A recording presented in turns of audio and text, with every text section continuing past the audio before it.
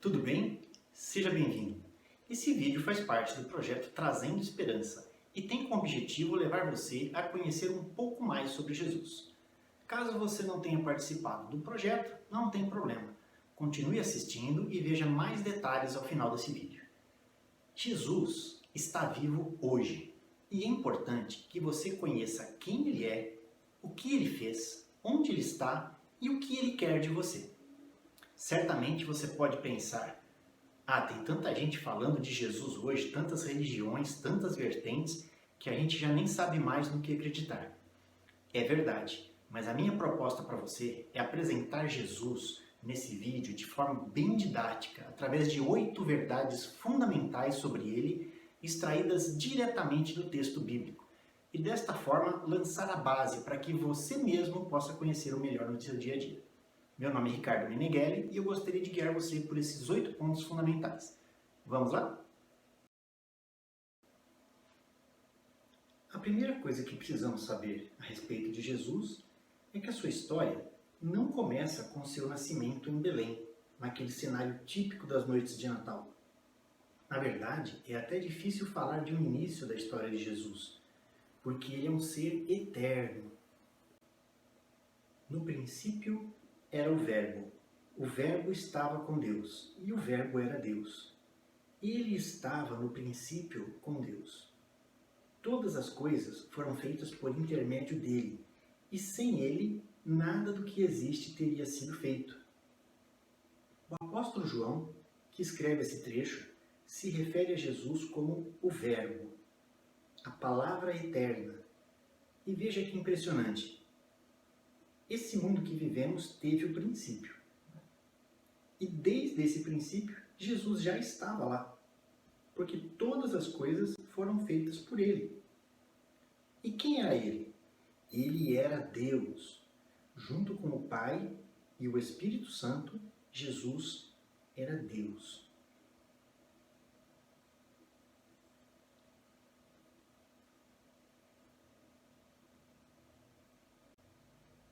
A humanidade estava perecendo por causa do pecado, estava se deteriorando.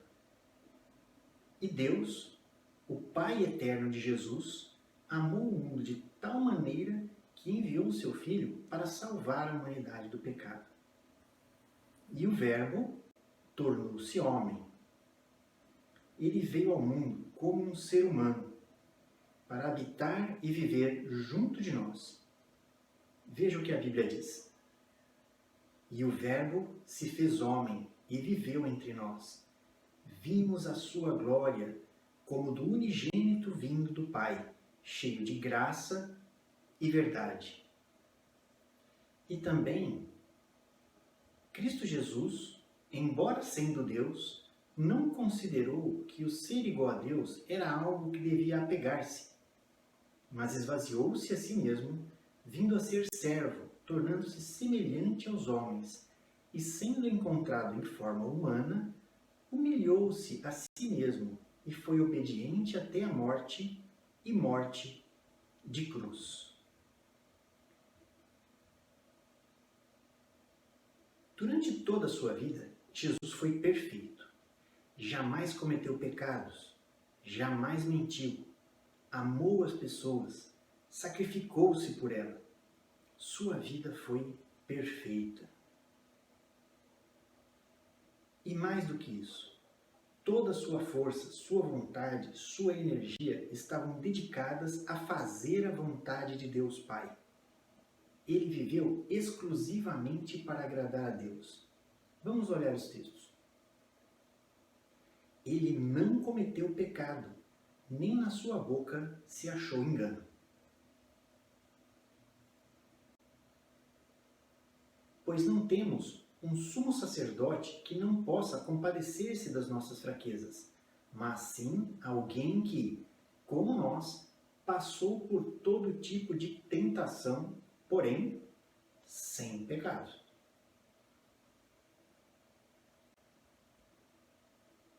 É importante observarmos que, além de sua perfeição de caráter, Jesus também era muito poderoso. O Espírito Santo estava sobre ele e o capacitava a realizar grandes milagres. Ele transformou a água em vinho, ele andou sobre as águas, curou enfermos, paralíticos, aleijados, cegos, surdos, mudos, libertou os que estavam oprimidos pelo diabo, alimentou 5.000 homens com apenas 5 pães e 2 peixes, fez parar uma grande tempestade, ressuscitou pessoas e muitos outros milagres que a própria Bíblia diz que não foram registrados, de tantos que eram. O livro de Atos nos conta o seguinte: Deus ungiu a Jesus de Nazaré com o Espírito Santo e poder, e como ele andou por toda parte, fazendo o bem e curando a todos os oprimidos do diabo, porque Deus estava com ele.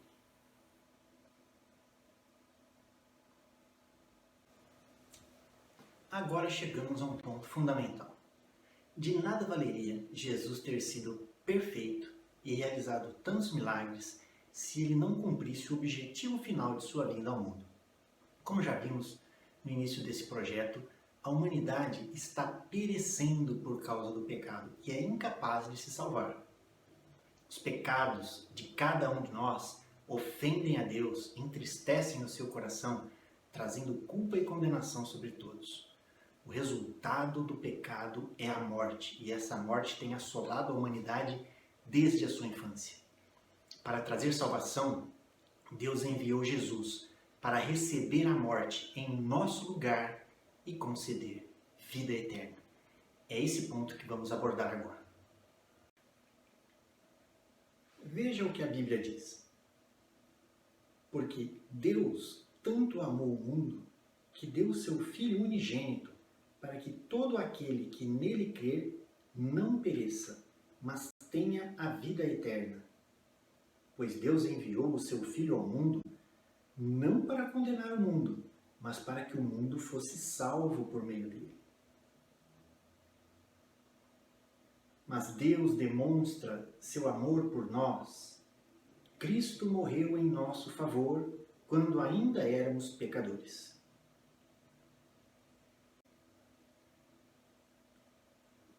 Ele foi transpassado por causa de nossas transgressões, foi esmagado por causa de nossas iniquidades.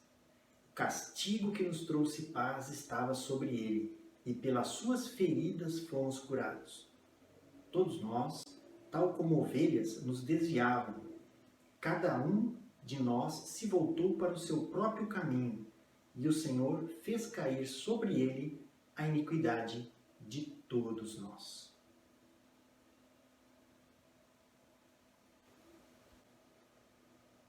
E cumprindo rigorosamente o que estava escrito nos textos bíblicos, Jesus foi traído, entregue às autoridades e crucificado.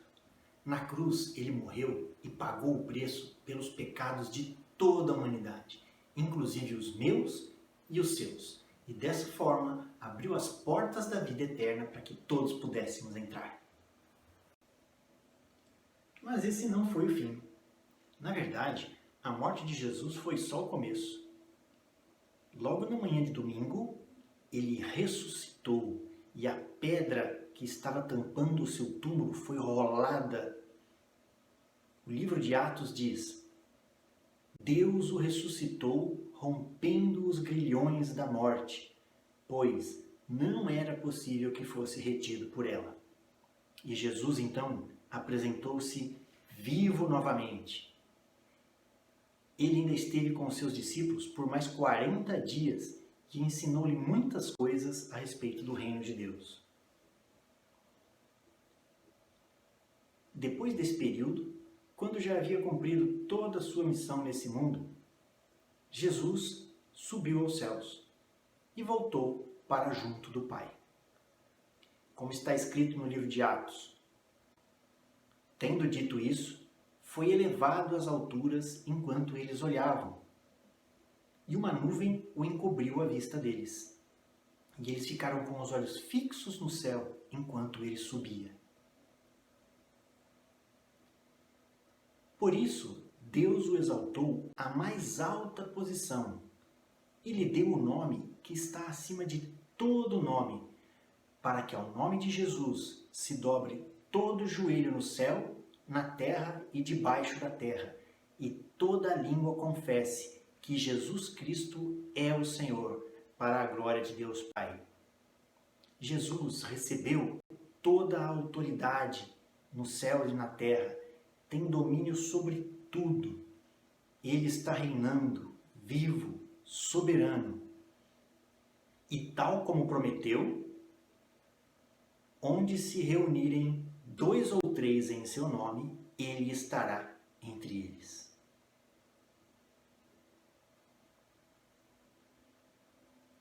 E o nosso 8º e último ponto, Jesus voltará. Dessa vez, não mais como um menino numa manjedoura ou como um servo, mas como o Senhor do mundo. Então, aparecerá no céu o sinal do Filho do Homem, e todos os povos da terra se lamentarão e verão o Filho do Homem vindo sobre as nuvens do céu com poder e grande glória. Para aqueles que viveram na prática do pecado e rejeitaram Jesus, vai haver muita lamentação. Mas para nós que cremos no Senhor, vai ser o grande dia. Essa é a nossa esperança. É isso que aguardamos. É isso que confiamos. Seremos então reunidos e viveremos eternamente junto com o Senhor Jesus.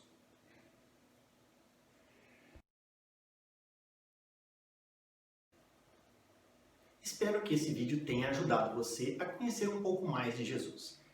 Ele está vivo, é o Senhor de todas as coisas e quer ser o seu Senhor também.